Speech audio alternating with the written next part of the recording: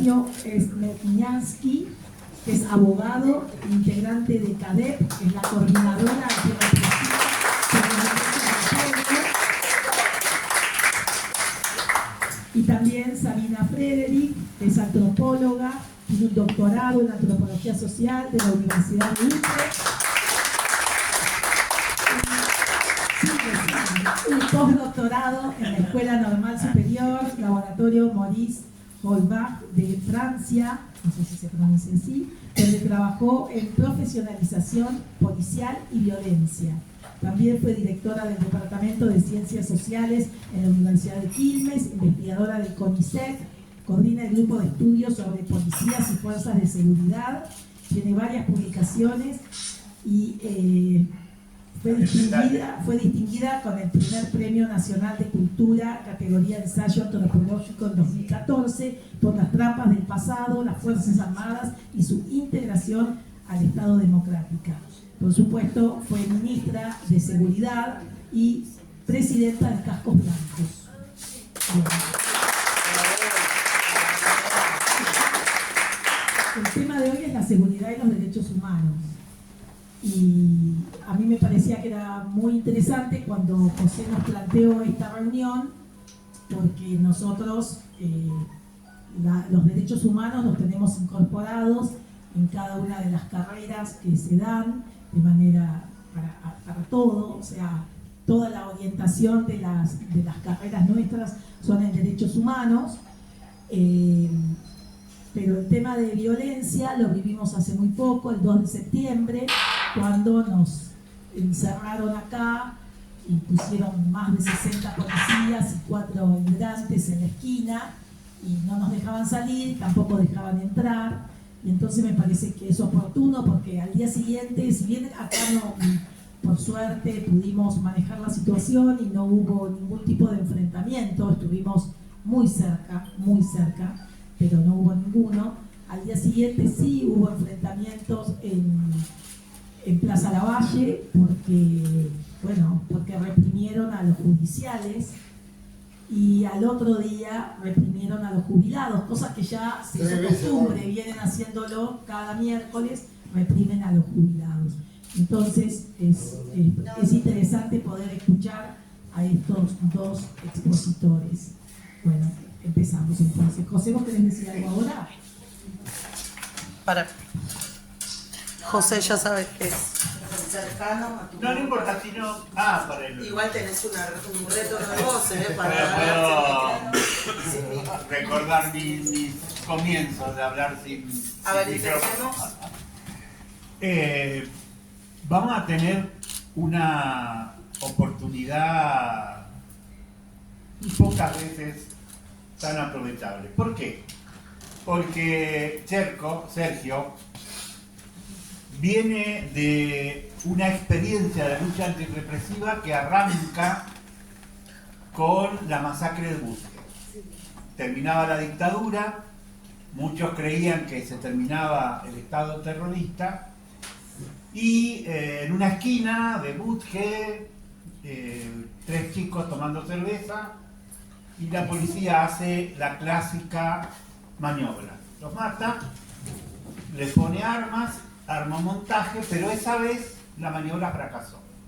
El barrio se levantó, había un cura que encabezó la lucha, había un profesor de historia comunista que tenía matrícula de abogado, pero no la había usado, y la empezó a usar por esa causa, y nació un movimiento que... Yo llegué a la Liga en el 2005, y creo que el último de los policías...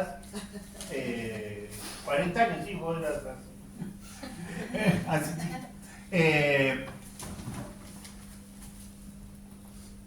a partir, el último de los policías fue preso como en el 2005, 2006. A los 20 años, primero cae Romero, y después Balmaceda y Niño en un acuerdo, que después si quieren les contamos cómo es que son detenidos en una semana, los dos son entregados en realidad. Entonces, se puede, y algún día prometo escribirlo, se puede hacer un recorrido histórico desde Busque hasta acá, y van a ver como cada vez que hay una víctima de la violencia institucional estatal, o casi siempre, surge una respuesta popular con un núcleo familiar. El último caso grave que me acuerdo fue en Matanza, un chico que en pandemia estaba festejando el cumpleaños y la abuela le dice: se terminó la coca, anda a comprar. Eran 2 chicos porque era pandemia, y van a la esquina y los matan y todo de nuevo, ¿no? Pero también desde Busque Atacar se puede seguir el recorrido de sucesivas, y en mi opinión frustradas, reformas policiales y de las políticas de seguridad que intentan poner coto a esa violencia institucional. ¿Por qué el privilegio? Porque, desde mi opinión, creo que la gestión de Sabina, sin lugar a dudas, simboliza el intento más serio por poner límites a la violencia institucional, y de hecho, y termino, creo yo que se confirmó que si al menos se le pone conducción política a la fuerza, en algo se las puede controlar, ¿no? Puesto que su desplazamiento volvió a abrir la caja de Pandora. Por eso es muy interesante y bueno, ojalá que lo aprovechemos todos. Primero, Sergio.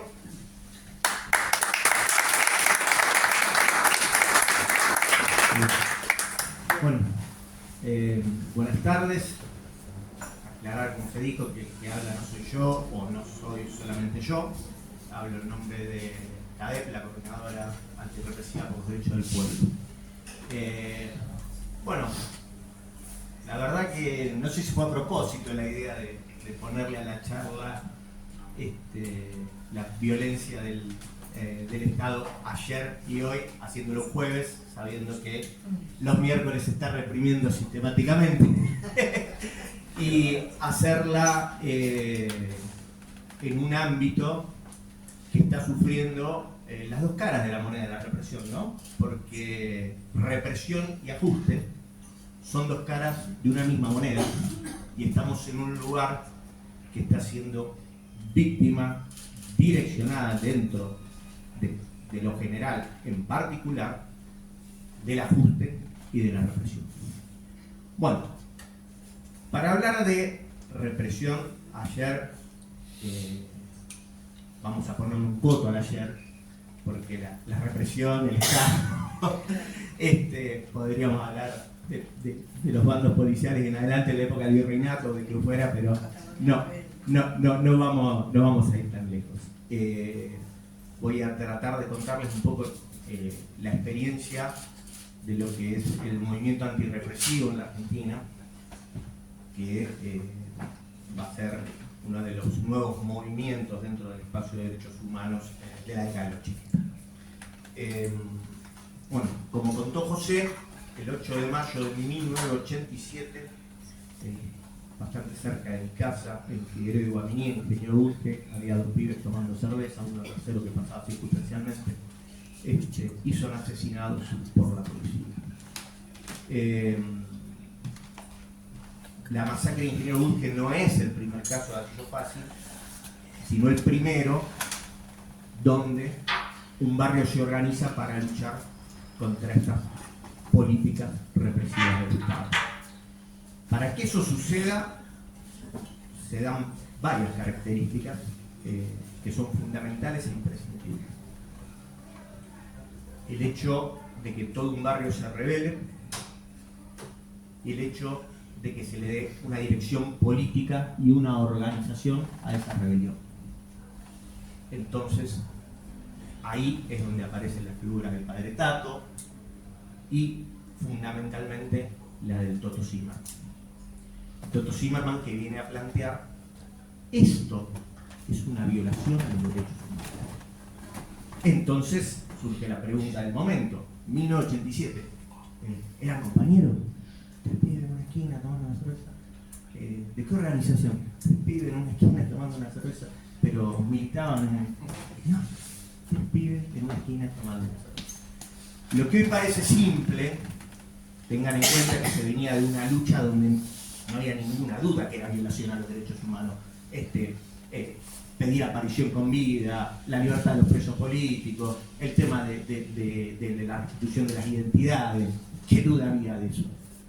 Esto, porque voy a hablar de los excluidos, todos sabemos lo que estamos hablando, pero ese concepto, en ese momento, incluso desde el campo popular, porque el proletariado para arriba se vinculaba con la pequeña burguesía y hacia abajo con el lumpen proletariado. Entonces, también para la gente del palo, no dejaban de ser lumpen.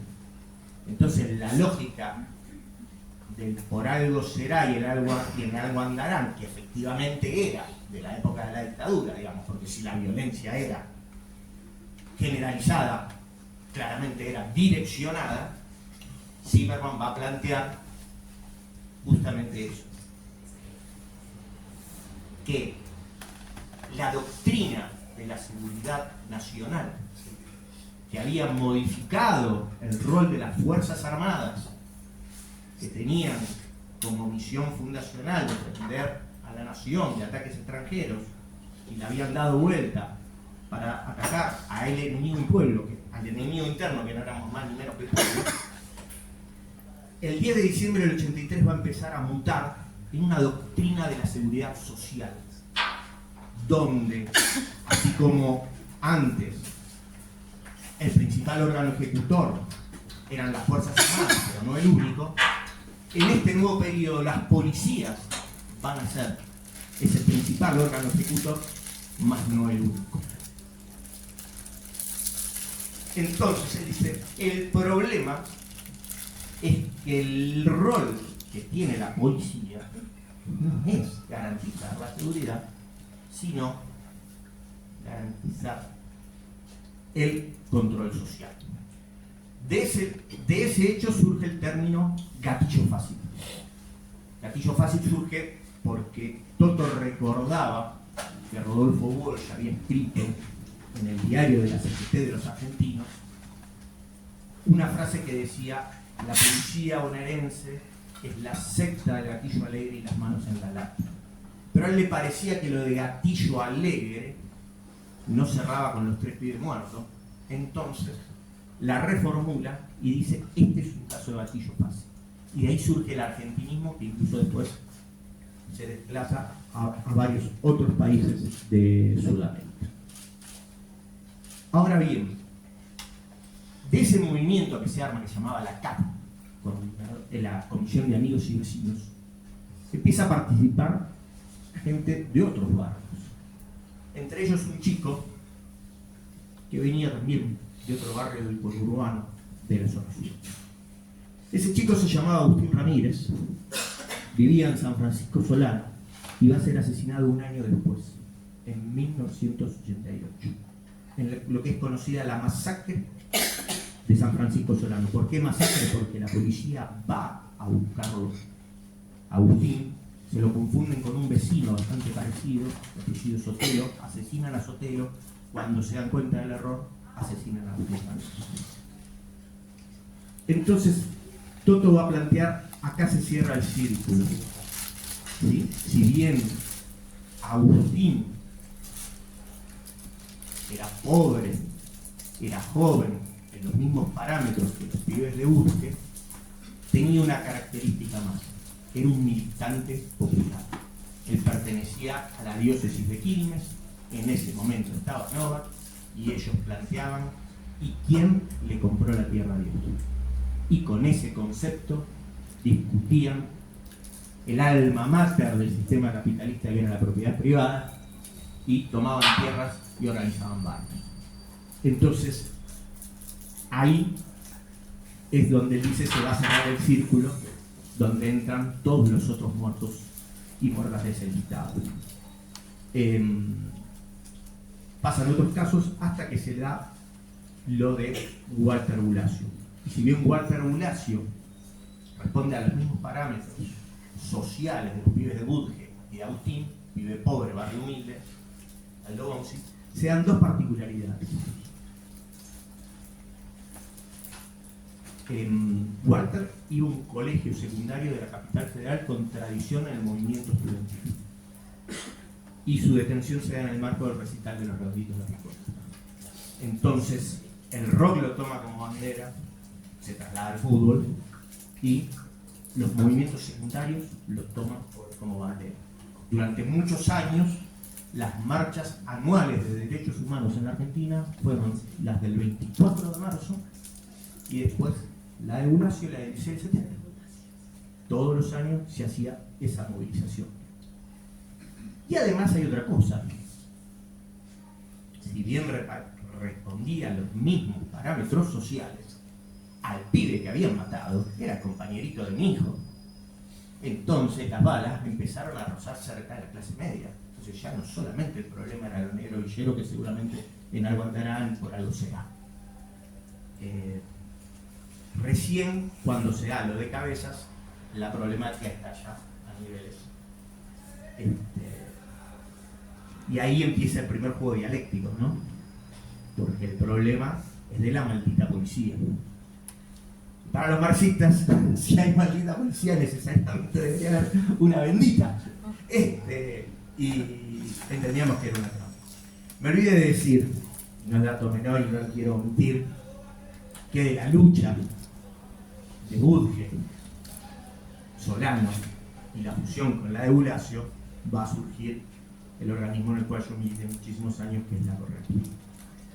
Lo funda, es una idea de un liguista, de Enrique Perelmutter, que le plantea a Toto Zimmerman que hay que hacer una nueva organización, que esa organización tenía que tener nuevas características territoriales, juveniles y básicamente de coordinadora, donde tendrían que confluir todas las experiencias políticas e ideológicas, porque estábamos ante la necesidad de creación de un organismo de nuevo tipo. Bueno, nosotros militamos con Toto muchísimos años en ese organismo. En algún momento Correpi tomó la decisión de dejar de ser coordinadora y ser organización política, y nosotros continuamos nuestro camino como CADEP.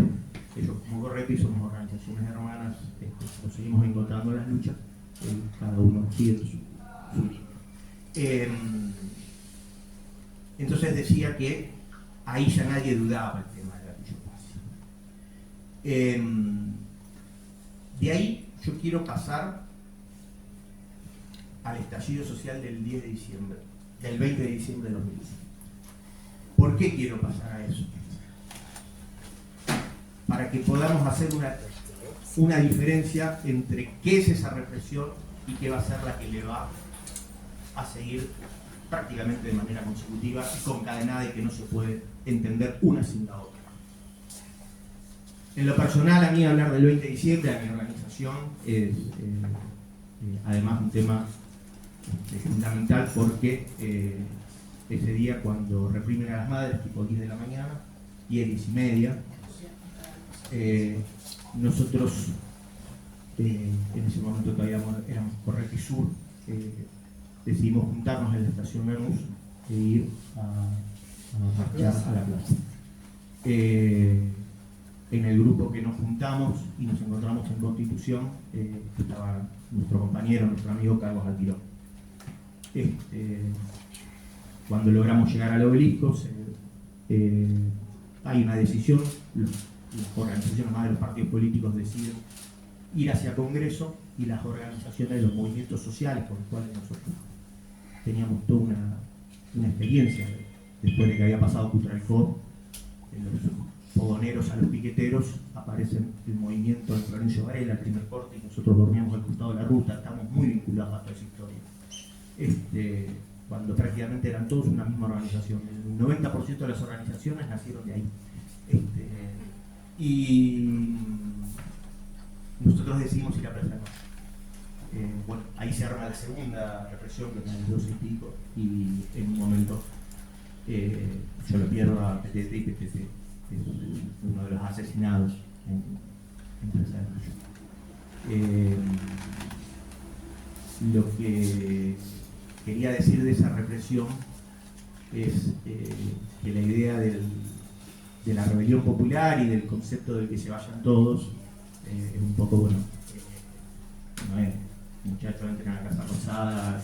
Y, bueno, el aparato represivo en algún momento cumplió una función, las muertes se dan todas en una franja horaria determinada, en un sector determinado, con lo cual está claro cuál era el rol que tenía que cumplir la fuerza represiva. Disculpa. Sí. En una parte de la película de las madres aparece que le tiran una piedra a un patrullero y creo que hay una persona que guía y un policía quiere dispararle y la persona le dice no, por favor, que no le dispare, por favor, ¿lo ayudás con el dedo? Mi papá trabajaba en esa época en Telefónica y sufrió la represión.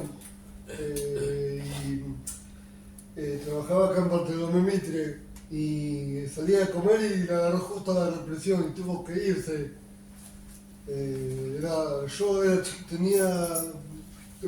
Tengo 31, era chiquito, menos de 11 años. Estaba enyesado, me caí, me empujaron y me dice mi vieja, vamos. No, digo, por la duda, no, vimos todas las cosas en la tele, lo que pasaba. Fue eso, muy caos ese día. Se sentía un olor a poro que se venía de la época de los 90. Bueno, a lo que quería llegar es que si el 20 de junio, si el 20 de diciembre lo tomamos como una represión de tipo defensiva, lo que va a pasar los 6 meses, el 26 de junio, va a ser una represión de tipo ofensiva y planificada. Acá quiero decir que yo tengo el estúpido honor de no haberle creído a Darío Santillán, porque cuando lo matan a Petete, Darío era también del barrio, digamos, Petete era de Lanús, Darío estaba del barrio de La Fe, hacemos una reunión para hacer la primera marcha, y Darío viene y dice, nosotros vamos a aportar 600 compañeros. Y yo me caí de la risa. ¿Quién en Lanús va a aportar 600 compañeros? Bueno, claro, nosotros creíamos que estábamos haciendo política en el centro y ellos en la periferia, y ellos venían a explicarnos que ellos estaban haciendo política en el centro y nosotros en la periferia. Efectivamente, estaban tomando una potencialidad de esos movimientos que nosotros, así todo, habiéndolos acompañado, no estábamos tomando la dimensión de lo que era eso. Producido es el hecho del 26, es una represión absolutamente planificada, donde participan múltiples fuerzas, donde participa incluso de la CIDE hasta parapoliciales, y donde se quiso montar un escenario, y ojo, por lo que se puede venir, para ilegalizar a las organizaciones populares. ¿Se acuerdan? Se enfrentaron entre ellos, o sea, más allá de... Se enfrentaron entre ellos, fue un enfrentamiento entre el bloque piquetero y la Aníbal Verón. Claro, lo que se plantea oficialmente es que estas organizaciones tenían vínculos básicamente con la FARC, que eran organizaciones que habían ido a esa movilización armadas, y que hay un enfrentamiento entre dos sectores del movimiento, que eran la Aníbal Verón, que es la que hoy es conocida como Darío Santillán, La famosa masacre de Avellaneda. Exactamente, y el bloque piquetero nacional, que era el que juntaba.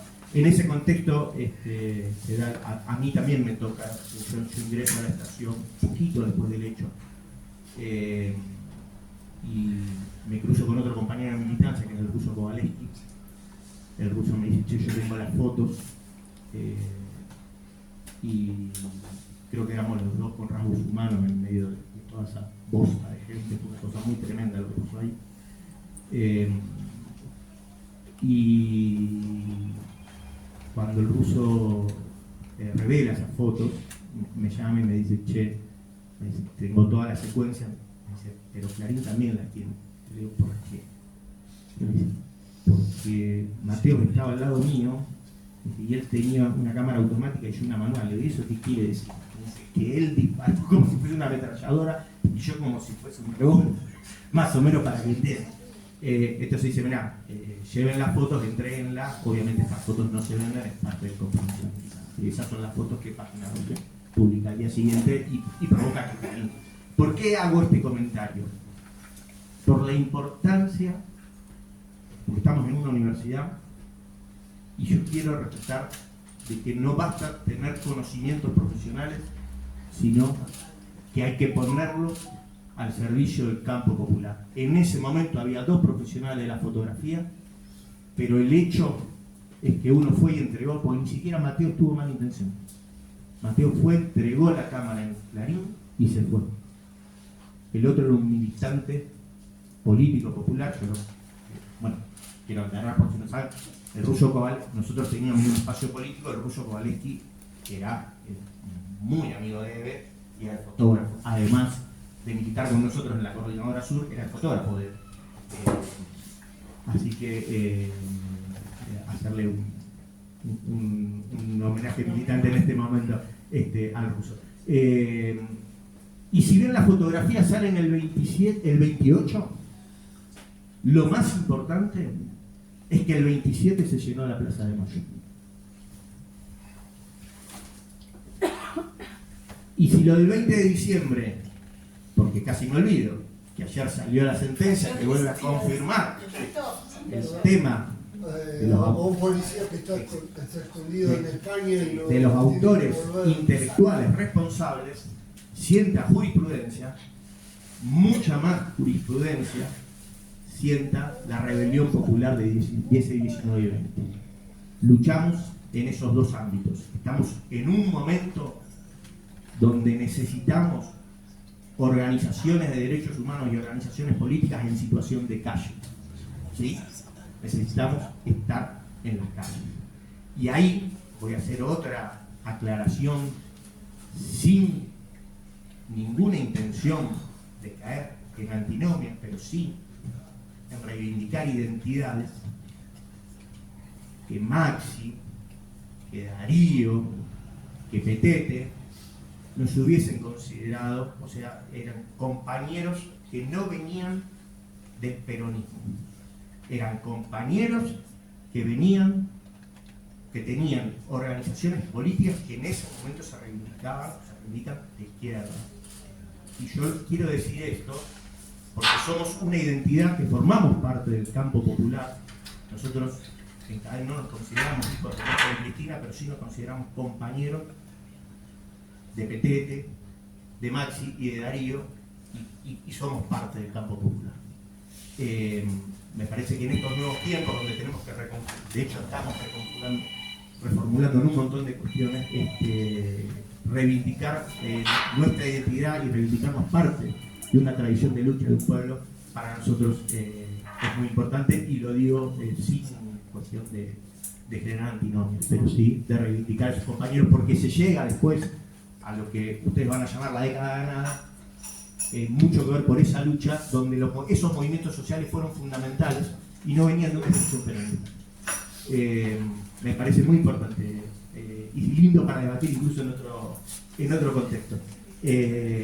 Así que nada, viene la parte más histórica de la parte, después viene la política más de para acá. No es lo mismo un gobierno que reivindique las políticas de derechos humanos que uno que haga apología de la represión policial institucional. Si bien nosotros decimos que la represión es inherente al Estado y el rol de la policía, está clarísimo que no es lo mismo.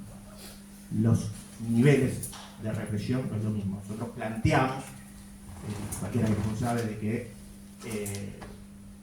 no hubo reformas que en realidad todos coincidimos en eso, que hayan podido frenar ese rol de la policía, porque además hay otra cuestión que no la dije, pero que todos la sabemos, es la organización delictiva más importante del país, digamos. O sea, a mayor policía, mayor delito. También ese es otro tema, ¿no?, en el concepto de seguridad. Pero sí está claro que en gobiernos como el que estamos viviendo ahora, como el de Macri, donde se hace apología de la represión, y además porque el ajuste necesita de la represión, esos decibeles son muy altos. Yo, para finalizar, sí diría un concepto que disentimos con muchas organizaciones. Nosotros no compartimos que se utilice el término violencia institucional. Para nosotros es bajarle el precio al concepto que plantea Toto Zimmerman.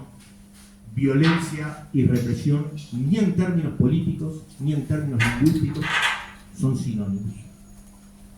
La represión tiene una carga ideológica y un autor que solamente lo puede ejercer el Estado. Violencia institucional puede ser un parto violentado en un hospital público. Represión es otra cosa. No le bajemos el precio al concepto de represión, porque le estamos quitando el factor ideológico, e incluso con el tema de la violencia podemos fomentar la teoría de los demonios. No hablé de los presos políticos, pero esto se hizo muy largo. Voy a darle un ciclo, después podemos seguir hablando. Sí, me parece, para finalizar,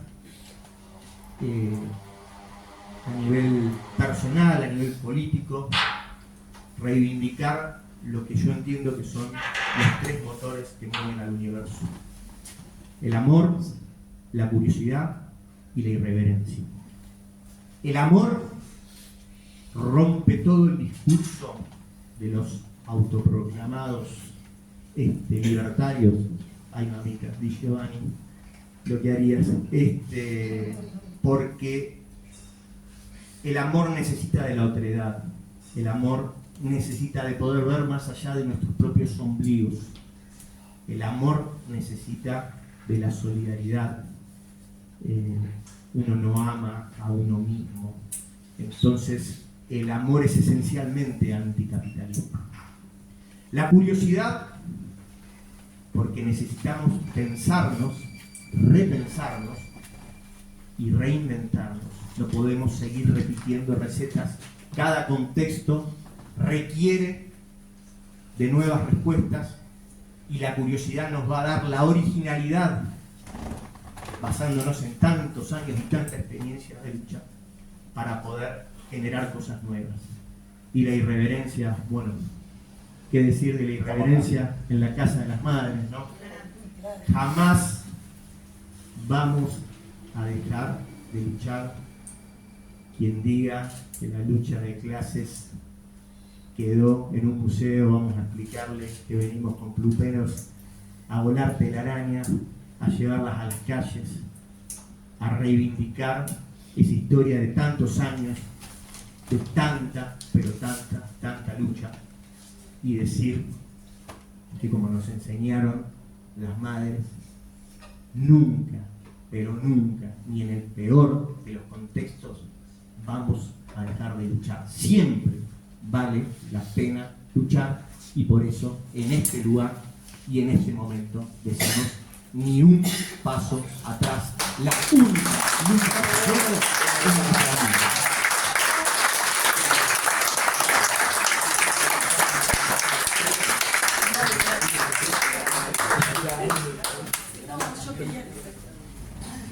Quería hacer un comentario por lo que hablaste del 2001. Bueno, quería hacer un comentario de que cuando se creó el Ministerio de Seguridad, que yo estaba ahí con Milda, asumimos en el 2010, y en el 2011, en el mes de mayo, hubo lo que se llama gatillo fácil, y también mataron a un pibe en el barrio de Boedo, era más o menos. Y nada, bueno, Nilda, Sabina era asesora de Nilda, así que la conoce bien, fue asesora en defensa, eso no lo puse, pero también en seguridad, y fue como algo como que nos habían tirado en muerto a nosotras, ¿no? Porque era muy fuerte en ese momento, éramos todas mujeres, la cúpula del Ministerio de Seguridad, y bajando línea todo el tiempo de no a la represión, justamente, esos eran los discursos. Me acuerdo de Milda que se juntaba con los comisarios, que eran los 15 de los distintos barrios de la capital, como estaba dividido por zonas, y bajando línea permanentemente, y pasa este hecho que fue tremendo. Eso por un lado. Después, pues, en el tema del 2001, no sé si es una buena noticia o no, pero recién en el 2014 pudimos, a mí me habían, bueno, yo era fiscal, ¿no? Y la procuradora había creado una oficina que se llamaba GATIP, que era la oficina, que era la Dirección de Apoyo Tecnológico a las Investigaciones Penales. Y en ese momento había asumido como fiscal Franco Picardi. Franco Picardi tenía ahí la causa del 2001, durmiendo, él acababa de asumir, y sobre todo lo que tenía era el ataque a las madres, los caballos que se fueron encima de las madres. Y entonces me llamó, fuimos con un equipo, y dijo si podíamos avanzarla de alguna manera, hacer algún tipo de investigación. Y no, o sea, los tipos, obviamente, no les podías ver la cara a quiénes eran los policías, pero empezando a investigar, descubrimos que los jinetes, los que montan al caballo, son siempre los mismos, porque es el que lo cuida, el que lo saca a dar vuelta, el que lo prepara, siempre es el mismo. Entonces, los caballos son todos distintos, como las personas, ¿no? Uno tiene la mancha blanca acá, el otro no tiene mancha blanca, el otro tiene un poquito. Bueno, pudimos determinar quiénes habían sido porque investigamos los caballos. Una cosa, fue muy loco lo que nos pasó. Bueno, yo creo que eso, no sé si está prescripta, no sé cómo está caratulada la causa como para saber si ya está prescripta o no. Imagínense, todavía no fue a juicio, estamos hablando de que pudimos reconocer que recién en el 2014, porque en el 2015 asumió Macri, y eso evidentemente nadie le debe haber dado bola a Franco Picardi con eso, y después, bueno, pero nada, como que me trajiste a la mente, que me acuerdo que yo la llamé a Eve y le conté que habíamos podido determinar quiénes eran los jinetes que habían atropellado a las madres. Así que bueno, ahora sabía. Muy bien.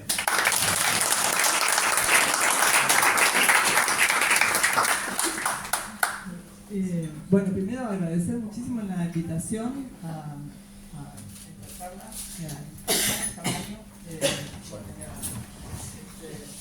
el compañero José Schulman, que ahora voy a hablar un poco de qué es lo que nos encontró en la vida, y a Sergio, que nos conocemos por interpósitas personas, muchas venimos de la zona sur, pero tuvimos algún intercambio de mensajes, pero nunca nos habíamos visto personalmente. Y también un placer estar acá en esta universidad que sufre los embates de este gobierno, así que también una solidaridad con los trabajadores, las trabajadoras, los y les alumnos y alumnas de la universidad.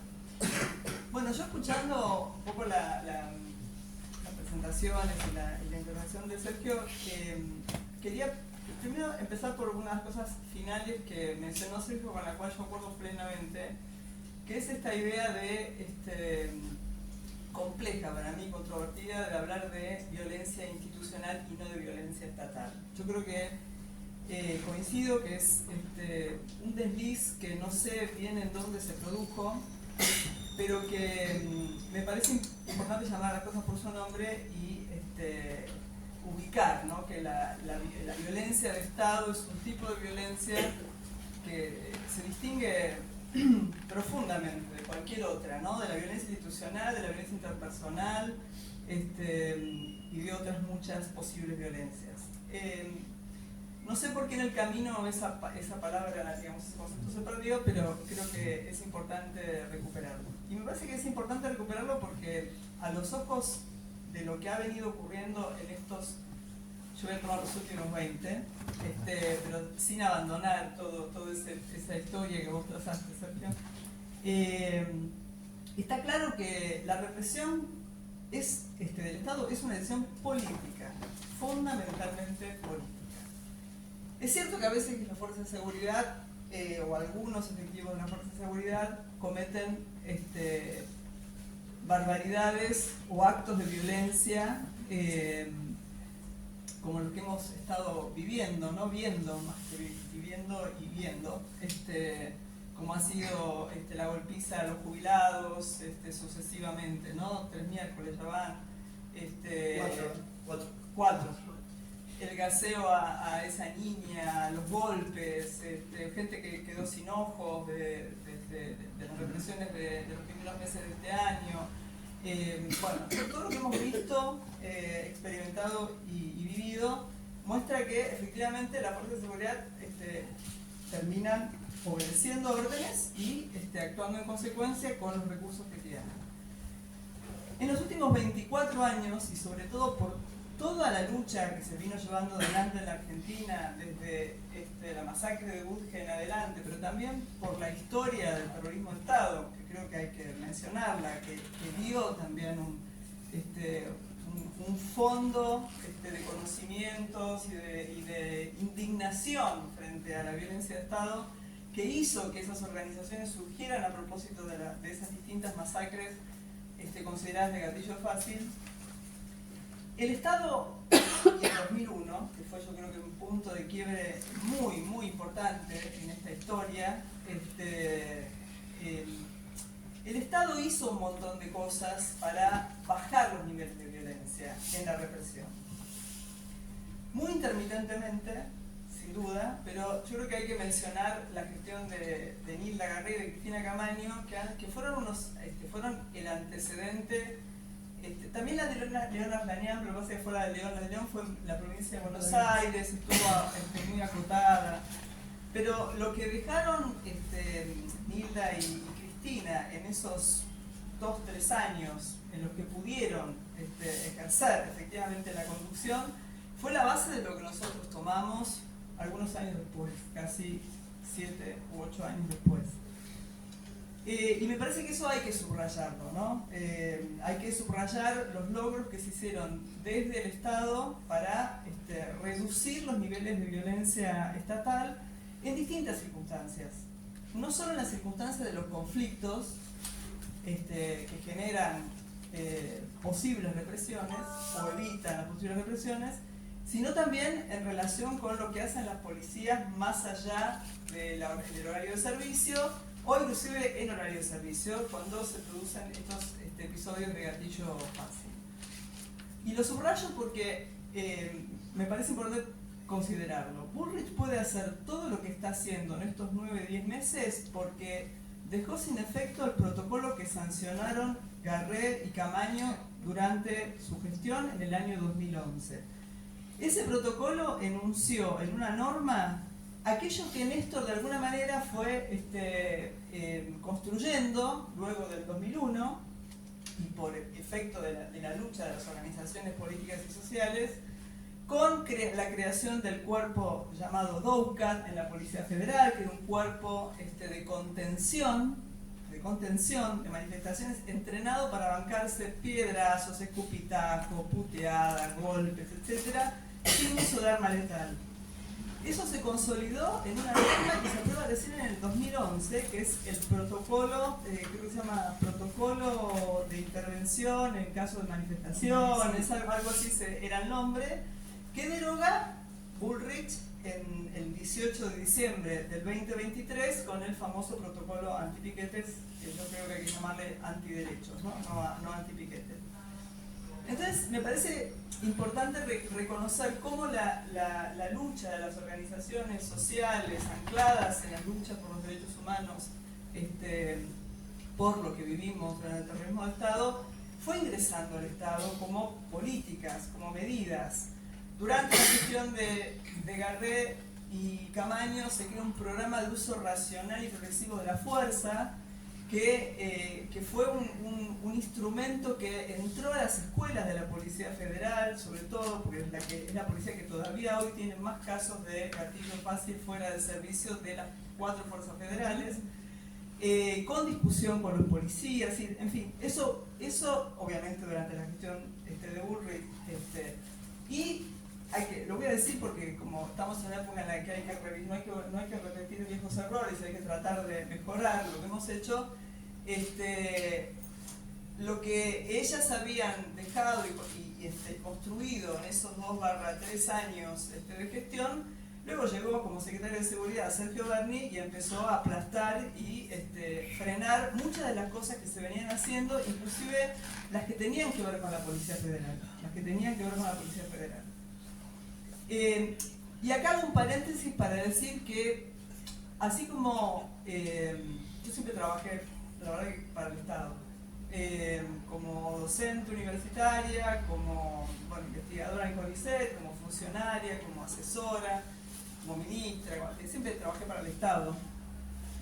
Y creo que desde el Estado se pueden hacer muchas cosas, pero también por haber trabajado en el Estado, conocerlo bastante desde adentro, podemos decir que el Estado es un organismo bastante segmentado y desconcentrado. Si bien uno tiende a pensarlo como un órgano de un poder, ¿no?, absoluto, capaz de ejercer la mayor violencia sobre los sujetos, cosa que también es cierta, ¿no?, porque hay una violencia invisible que hoy genera el Estado, que es hambrear a la población, reducir los ingresos, etc. También es cierto que el Estado es algo muy fragmentario y hay poderes diferentes. El fallo de la Corte de ayer para mí es muy importante porque siente un precedente y le marca la cancha claramente al presidente y sobre todo a Bullrich respecto de lo que está haciendo en los últimos 10 meses con la represión permanente. Pero también es cierto que hace 1 año y medio, recuerdo, la condenaron, creo que ahora está entrando a la Corte esa condena, por no haber reprimido la protesta de los gráficos en Clarín, también en el 2011. Ella se niega a reprimir porque no había ningún riesgo, no había ninguna necesidad de hacerlo. La acusan de desoír la orden judicial cuando en realidad la conducción de la fuerza la tiene la ministra, no la justicia. Y la condenan a pagar una suma de su bolsillo, algo inédito, como de 12 millones de pesos, ¿no?, en su momento. Con eso creo que ya entró a la Corte, veremos qué hace la Corte con esta situación. Y en el fallo invocan la buena actuación del secretario de Seguridad Berni cuando se lleva detenido en la manifestación de la Panamericana a 62 personas a Campo de Mayo. Una irregularidad absoluta que el mismo fallo menciona como algo a reivindicar. Entonces, esto muestra que hay heterogeneidades, hay segmentaciones, no hay un poder omnímodo concentrado que genera solamente daño, ¿no? Y me parece que eso es algo que es parte de la construcción histórica, política de este país, no es accidental. Es cierto que hoy el amperímetro está corrido un poquito hacia la derecha. Un poquito. Y en nuestro gobierno también estaba bastante corrido a la derecha. Ahora voy a dar un ejemplo que es el que nos une con José. Pero también es cierto que existe esta fragmentación y me parece que eso es algo a considerar a la hora de pensar en nuevas recetas, en cómo hacer para enfrentar esta época desde la calle, que yo creo que es central, ¿no?, es fundamental, desde la calle y del cuidado también, ¿no?, de los que se manifiestan en la calle, para poder debilitar y generar también consensos que hemos perdido en algún sentido en estos últimos años. Y ahora voy a dar un ejemplo con el que voy a terminar, así, en lugar al diálogo, pero también subrayando la importancia de que todas las gestiones, como bien decíamos, Cristina, además trabajamos mucho cuando ella estaba como interventora de la AFI, de la Agencia Federal de Inteligencia, y yo en el Ministerio, así que nos conocimos también. Trabajamos para el bien. Trabajando para el bien, para desterrar los sótanos de la democracia. Muy bien. Pero lo que quería decir es que toda gestión es un esfuerzo colectivo, ¿no? Es un esfuerzo colectivo construido sobre la base de redes que están adentro del Estado y redes que están afuera, porque muchas veces como el Estado está desconcentrado, segmentado y fragmentado, uno requiere de tender lazos con el afuera para poder fortalecer la gestión, porque no cuenta con todo el aparato del Estado. La verdad que no cuenta con todo el aparato, cuenta con algunas partes, ¿no? Y no otras.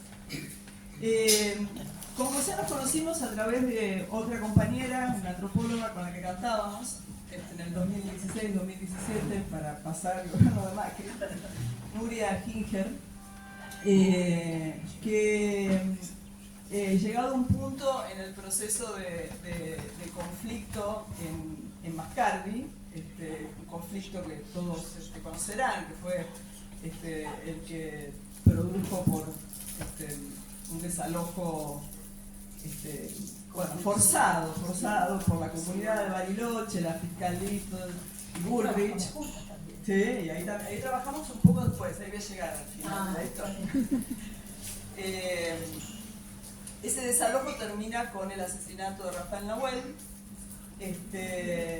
pero el conflicto sigue, porque la comunidad sigue ocupando el predio, y cuando nosotros llegamos al Ministerio de Seguridad, una de las primeras reuniones que yo tengo la tengo con la gobernadora de Río Negro, Arabela Carreras, que me pide que mande gendarmes a reprimir en la Ruta 40 a los mapuches.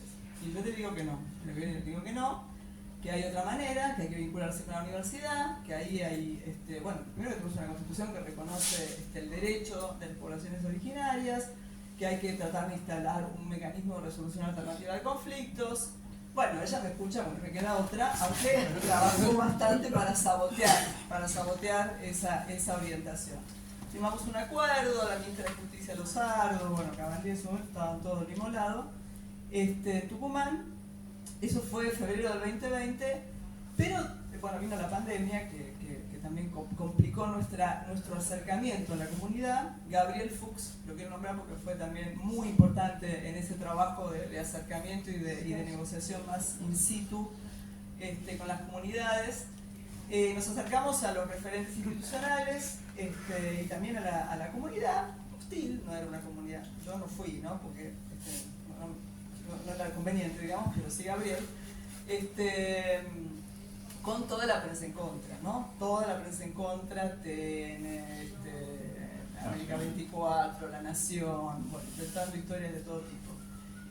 Dado que la presión de la justicia, sobre todo de la fiscal, era tan grande, al punto de que nosotros, recuerdo que el último movimiento que hicimos solos, antes de la convocatoria a través de José, que voy a mencionar, fue ir a Bariloche, tener una reunión con los vecinos de la comunidad de Mascardi, que se quejaba de los hechos de vandalismo que supuestamente cometía la comunidad. Decidimos hacer un puesto de control de la gendarmería como 2 kilómetros antes del lugar, se pusieron cámaras de seguridad, Parques ahí hizo una inversión, qué sé yo, todo bien. Volvimos a Buenos Aires con Lozardo, me cae una notificación de la fiscal Little para que la Policía Federal haga un allanamiento en la comunidad. Para saber si estaba ocupada. Bueno, entonces dije, bueno, esto evidentemente no está funcionando. No está funcionando y a través de Nuria, que me acuerdo de una reunión, le conté un poco la situación y me parecía que había que hacer intervenir a los organismos de derechos humanos, me contacta con José y hacemos ahí una reunión con Lozardo y Cabandí y muchos referentes de las organizaciones de derechos humanos, entre las cuales estaba José, que fue el que más embistió sobre todo la posición del Ministerio de Ambiente, que es el que es el que presentó la denuncia por desalojo en el 2017 y no la retiraba, ¿no? Básicamente no la retiraba, aún en nuestro gobierno. Cabandí, exactamente. Bueno, la verdad es que la intervención de los organismos de derechos humanos de la mano de José y José y otros también, pero sobre todo de José, fue muy importante para que Pietra Gala se hiciera cargo del problema como correspondía, no al Ministerio de Seguridad, y ellos avanzaron en un proceso que no fue demasiado exitoso, no voy a entrar en detalles, y que lamentablemente terminó con el desalojo de octubre del 2022, que hizo Aníbal Fernández, no yo. Pero ahí yo creo que quiero contar algo porque me parece también importante. Nosotros evitamos la represión porque hicimos un trabajo, pero yo tenía la espada de Damocles sobre la cabeza y lo que no quería es que hubiera desalojo porque son pibes que estaban medio dispuestos a lo que sea. Y para eso hicimos un trabajo enorme con las comunidades, también con el juez federal de Bariloche, bueno, luego un asco, sí, todo un asco, pero bueno, trabajamos con los sardos, que la verdad que hay que decirlo, se portó muy bien en este conflicto, carreras que aceleraba y desaceleraba, pero bueno, lo fuimos llevando. La verdad es que el desalojo es siempre una combinación entre un aval del Poder Ejecutivo y un aval del Poder Judicial. Es así. O sea, es dejar, soltar el control, pero bueno, lo demuestra la causa que le hicieron a Nilda Garré, ¿no? Es soltar ese control que tiene el Poder Ejecutivo sobre su capacidad de articulación con la justicia para ir frenando y encontrando otros mecanismos. Lo que finalmente termina en episodios como el desalojo, que todos recordamos, que hizo que bueno, se detuvieran a las mujeres, a los niños, las llevaran hasta Buenos Aires, etcétera, etcétera. Para mí ese conflicto es como señero, porque si bien es un conflicto de muy pocas personas, aparentemente, para todos quienes conocen el problema de las poblaciones originarias mapuches, es la punta del iceberg de muchos otros conflictos, muchos por la tierra, muchos de los cuales tienen conflictos con tierras del Estado Nacional, de parques y del Ejército Argentino, también hay unas cuantas, que son los más complicados. Luego del desalojo, yo ya no era ministra, pero tenía algunos contactos, resortes, digamos, ¿no? Teléfonos y contactos. Y ahí, bueno, fue muy importante bueno, yo creo que el episodio del Lago Escondido, que hizo que el presidente Alberto Fernández tuviera otra gestualidad, recibió por primera vez a los mapuches en la Casa Rosada y convocó a normalizó el Instituto Nacional de Asuntos Indígenas, que no tenía presidente, y convocó a una nueva mesa de resolución del conflicto, creo que era como la cuarta. Y ahí sí están José, está Cristina, Camaño, Claudia Roca, yo no participé, pero participó Mariana Galvani, que está acá del instituto, Valeria Gramuglia, que está allá atrás, porque formaron un comité de seguimiento que hizo que estuviera... Los mapuches, Soraya que trabajaron en esta discusión para poder conseguir que el Estado les reconociera las tierras NECA. Y sin conflicto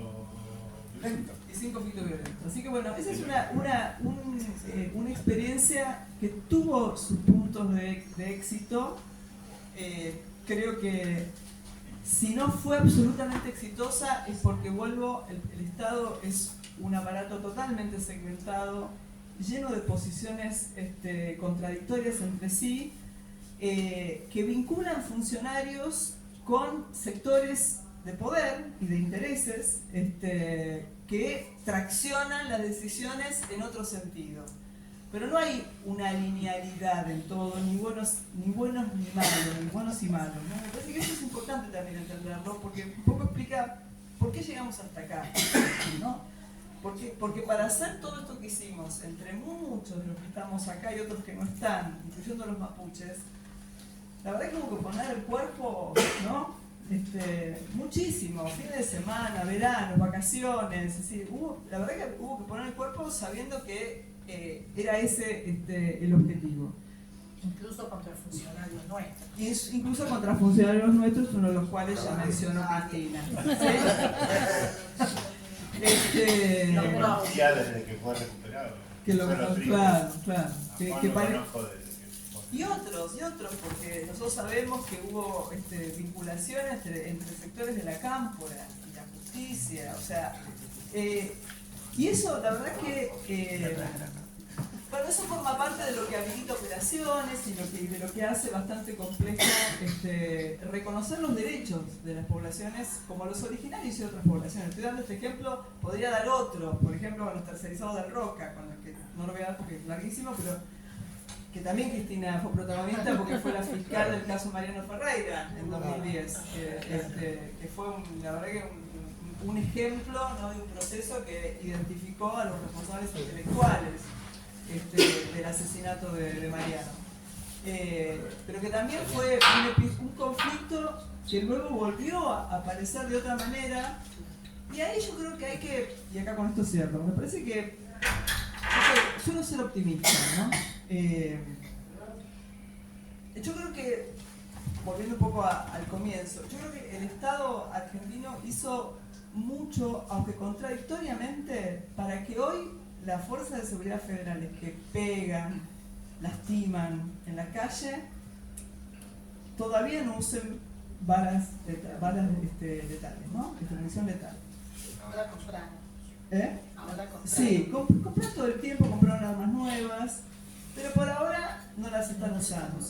Y eso es también consecuencia. Parte de la historia. Parte de la historia, parte de la lucha, parte de las políticas. Bullrich mandó 7 proyectos que son todos tremendamente antiderechos al Congreso, entre ellos la discusión de las Fuerzas Armadas, el tema de seguridad interior.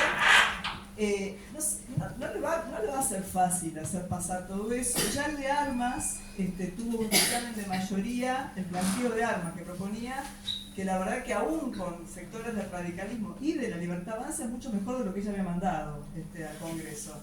Entonces hay algo que queda en nuestra historia, la historia de luchas y de luchas que hicieron que algunas políticas fueran del Estado, que hoy se hace sentir. Lo último que quiero decir es, llevamos 10 meses con las fuerzas de seguridad desplegadas casi todas las semanas en el Congreso de la Nación. Eso es inédito en la historia democrática de la Argentina. Inédito. Las 3/4 fuerzas federales desembarcando en el Congreso de la Nación durante casi 10 meses. Eso también trae problemas. Trae problemas al interior de las instituciones armadas. Es conflictivo. No están acostumbrados a hacerlo. El video que el jefe de Policía Federal hizo circular, mostrando que había sido un policía federal el que había gaseado, o sea, uno de los propios, muestra que hay problemas ahí adentro. Me parece que eso hay que contarlo a la hora de pensar estrategias, cómo salir a la calle, cómo cuidarnos cuando salimos, y cómo evitar la violencia del presidente y de la ministra de Seguridad actual. Así que con esto quiero, cierro y agradeciendo y habilitando.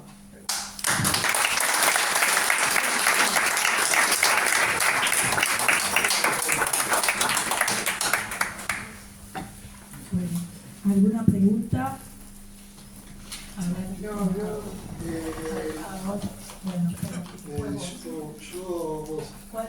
Tenemos, cuando son manifestaciones fuertes, tenemos que salir, si reprimen, antes de que repriman, tenemos que salir antes para evitar la represión, porque la vivimos en la ley base. Eso, mucha gente que fue detenida, estuvo como más de 2 semanas detenida por 5 causas. 4 meses hubo. Y perdón, a vos te hago una pregunta. Mi mamá en el 2002 trabajaba en un colegio en Temperley y vio mancha de sangre en la estación de Avellaneda. Estaba todo cerrado, la boletería, vio mancha de sangre y iba a buscar a mi hermana, que era grande, iba a un colegio ahí en Avellaneda. Se bajó del tren y vio todo lleno de sangre y vio el momento que mataban a Darío y a Coquetti con Trillán. Y a mí me lo contó eso. ¿Cuál es la pregunta, Juan? ¿Cuál es la pregunta? Dijiste que le ibas a hacer una pregunta. Sí, esa es la pregunta que le estoy contando ahora. Pero eso estás contando, no le estás haciendo una pregunta. ¿Cuál sería la pregunta? Ahí hay una compañera. Compañero. Compañero. Bueno, soy de la carrera de Ciencias Políticas. A propósito de la categorización de la violencia del Estado, la institucional, creo que la banalización del concepto de violencia lo termina transformando en un instrumento de dominación, incluso hasta en las relaciones interpersonales, para anular a aquel que osa o pretende disentir con quien pretende imponerse y señalar un horizonte. Pero a propósito de esto, lo semántico, ignoro la diferencia de la violencia institucional, si esta se daría solo en el marco de algún establecimiento de restricción de libertades, o instituciones totales, como le dan a llamar, de aquella que refiere al Estado. No me quedó claro la categoría o la conceptualización y distinción entre violencia del Estado y violencia institucional. Si podría clarificármela, por favor. Sí, en realidad nosotros no hacemos esa categoría, esa distinción. Nosotros lo que decimos es que no es lo mismo represión institucional que violencia institucional. Esa es la diferencia, porque hay una carga ideológica y un rol que cumple la represión, que no necesariamente hay ciertas violencias institucionales que no son represión y son violencia, ¿sí? Generalizar todo en el concepto de violencia es quitarle la carga ideológica a la represión como instrumento de dominación, cuando decimos que la represión es un instrumento político de dominación. Entonces, por eso decimos que el concepto original fue mutando por otro que está licuado y que es peligroso utilizar un concepto que puede dar lugar a un montón de cuestiones, sobre todo porque el tema de la violencia, hay una violencia que es legítima, que no es estatal, y que es una violencia que muchas veces ha sido utilizada para justificar genocidios, por ejemplo. Entonces, por eso la peligrosidad de no utilizar el término violencia y sí utilizar la represión. Buenas tardes. En función de lo que comentaban antes con relación a lo que quedaba, que no usaban toda la fuerza, balas por ahora. Yo recuerdo un comentario al inicio de Villarruel que dijo que todavía no podía intervenir las Fuerzas Armadas en este conflicto porque primero había que garantizarle que no volviera a pasar que lo volvieran a meter presos. ¿Cómo se puede, o sea, hay algún, no sé, a través del Congreso o algo, porque hoy son muy pocas las herramientas que tenemos hoy como para defendernos de eso, porque es como que en la cabeza lo tienen. ¿Cómo liberan como para que puedan hacer y que no tengan consecuencias como que las que tuvieron que, o sea, a donde vayan los íbamos a buscar? Villarruel dijo que estaba en contra de que las Fuerzas Armadas se movilizaran porque ya la historia mostró que la intervención de los militares en temas de seguridad interior es contra civiles y los militares solo pueden intervenir con otros militares. O sea, la justicia argentina determinó que ese tipo de intervención de los militares con civiles es ilegal. Entonces, claro, ella está defendiendo un sector de la Fuerza Armada porque no representa a toda la Fuerza Armada de Villarruel. Digamos, nadie puede garantizarle eso, por lo cual ella está en contra. Bullrich mandó un proyecto, Petri y Bullrich mandaron un proyecto de modificación de la Ley de Seguridad Interior que introduce como justificación de la intervención de las Fuerzas Armadas una cosa absolutamente vaga, que es un hecho que aterrorice a la población. Ni siquiera es digamos, la existencia de una organización terrorista. Es un hecho que aterrorice. Que aterrorice. Puede ser un meteoro, puede ser, no sé, cualquier cosa. Tormenta de oro, puede ser un volcán, no sé, terremoto. O sea, algo que... Veganos fue el colmo, eso de los veganos fue el colmo de los... Claro, los veganos le salió mal, ¿no? Bueno, quiso acusar de terroristas Bullrich a los que se manifestaron y nos manifestamos el 12 de junio de este año, no lo consiguió. Sí, ella está tratando de aplicar esa categoría que aplicó con los mapuches en la gestión anterior a los manifestantes, también a los niños en algún sentido, y niñas y adolescentes, porque esto de la baja edad de punibilidad, lo que pasó en el centro Belgrano del Cierro, ¿no? Que se reprimió este fin de semana un montón de niños. Hay una idea como de poner esa categoría, forzar esa categoría, los narcos, que es una categoría también bastante difusa, nunca sabemos a quién se está aplicando. Ella hace ese intento. Lo que está claro es que los militares no quieren. Los militares no quieren intervenir en seguridad interior porque tienen el peso de la historia, que los dejó en el peor lugar por las cagadas que se mandaron y la violencia que todavía tiene efectos al interior de la institución militar. Entonces ellos no quieren. Hubo un intento de Bullrich en el 2018, cuando se hizo el operativo Integración Norte, para que los militares cumplieran ese artículo que pone a los ciudadanos en la facultad de intervenir en caso de flagrancia. El Código Penal. 353 bis. Sí. Quería que ellos intervinieran de esa manera y los militares dijeron: nosotros no somos ciudadanos, somos militares, no podemos intervenir, tenemos no podemos hacer lo que hace un ciudadano. Pero ella no quería, finalmente Macri fue el que, por insistencia de ellos, el que frenó esa iniciativa de Bullrich. Entonces, ahí también hay fragmentación, no sé qué es lo que pasará. Para los militares es desprofesionalizarse, porque van a tener que comprar municiones, pero necesitan armas que son de uso policial, necesitan entrenamiento que no tienen, no están capacitados para intervenir. No sé qué es lo que va a pasar con ese proyecto de ley. También será por ahí motivo para movilizarse. Gracias. Eduardo, vos querías preguntar algo, que son las últimas, última, Eduardo, porque tengo que aclarar algo. Acá la gente desde enero que no cobra su sueldo, ni los trabajadores, ni los docentes, ni nadie.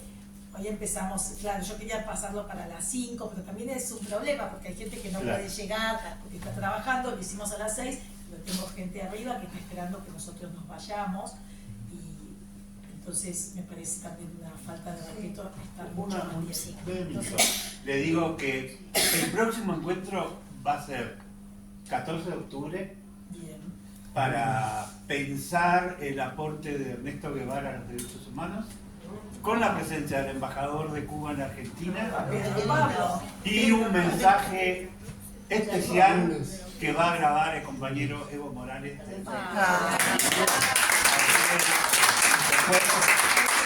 Vamos a ver con los chicos lo de la pantalla. Vos sos extraordinario, porque nosotros acá estamos viviendo el día a día. Me falta un proyecto. Ya tengo pensado. 14 de octubre. A ver qué llega. Es otro año. Otros 10 años. Eduardo.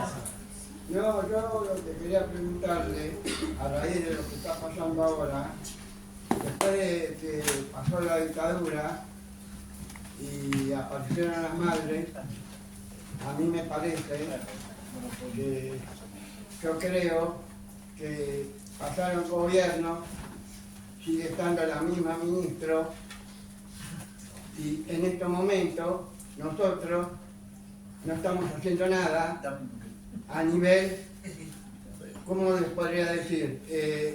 Unificarnos a nivel gremio, sindicato. El 2 de octubre va a haber una marcha muy grande de universitarios y no hay una reunión general porque ahí va a haber una represión total, porque ahí van a demostrar lo que son los policías. Los que lo hicieron, los militares lo están haciendo con la policía ahora en este momento, con la Escuela de las Américas. No es casualidad que en América Latina está pasando en Venezuela, con Maduro. Entonces, esto es muy grave. Terminamos esta charla, y nos vamos, y hoy a la noche matan a un pibe en la provincia. Y nosotros decimos, ¿cómo? Es la policía. Y dicen, sí, porque quiso robar en un supermercado. Mentira. Entonces, ¿cómo hacemos todo eso? ¿Cómo que hoy esta universidad tendría que estar en Hipólito Yrigoyen y tendría que estar todos los gremios que las madres le entregaron el pañuelo? Sin embargo, los gremios no están, no vienen a solidarizarse. Entonces, ¿cómo hacemos? Si no nosotros no nos juntamos en la semana para tomar una determinación, porque no solo porque estemos en la plaza los jueves y no pasa nada, está todo bien. No, está pasando muchas cosas que no las vemos, ninguno de nosotros, y que yo cada vez que veo todo esto, perdón que me extienda, pero a mí lo que yo siento es que no se está haciendo nada en el campo popular. Nadie está haciendo nada, ellos que están haciendo lo que quieren, y yo me acuerdo de San Rubén, en su momento, cuando dijeron que los colegios. Lamentablemente hay muchas cosas, también de tantos compañeros que murieron, pero nosotros, los que estamos vivos, los que estamos acá, ¿qué hacemos? Yo solo no puedo, y no poder pasar a la clandestinidad y decir, sí, listo, dejo todo. No se puede, ya no son los 70, pero lamentablemente hay una rendija. Tratar de redondear, compañero. Ojalá que ustedes entiendan, y que los compañeros que están acá también, y que cuando nos vayamos digamos, bueno, para el 2 de octubre estemos preparados para lo que se viene. Sí,